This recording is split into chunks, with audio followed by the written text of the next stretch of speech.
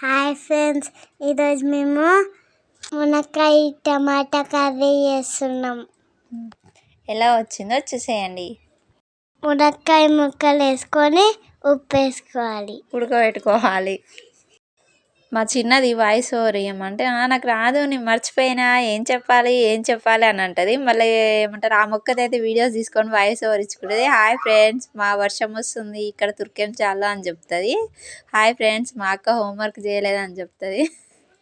Voice over ఇవ్వమంటేనేమో నాకు రాదు నేను మర్చిపోయినా, అయ్యో ఏం చెప్పాలి నేను మర్చిపోయినా అని అంటది. ఇప్పుడైతే చికెన్ తినొద్దు అని అంటున్నారు కదా, అదేంటో చికెన్ తినొద్దు అన్నప్పుడే చికెన్ తినాలనిపిస్తుంది. నా ఒక్కదానికే ఇట్లా అనిపిస్తుందా, మీకు కూడా ఇట్లా అనిపిస్తుందా? కామెంట్ చేయండి.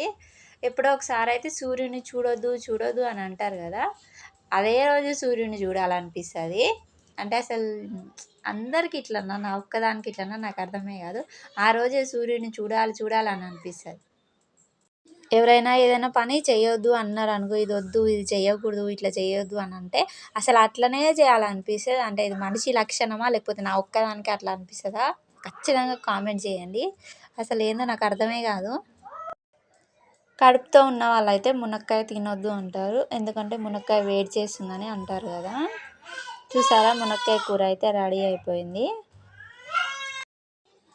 లాస్ట్లో కొద్దిగా ధనియా పౌడర్, కొత్తిమీర వేసుకొని కలుపుకోవాలి. ఒక 5 నిమిషాలు మగ్గించుకున్న తర్వాత స్టవ్ ఆఫ్ చేసుకోవాలి. అంతే అండి, మునక్కాయ టమాటా కర్రీ అయితే రెడీ అయిపోయింది. ఐ హోప్ ఈ వీడియో మీకు నచ్చింది అనుకుంటున్నాను. Thanks for watching.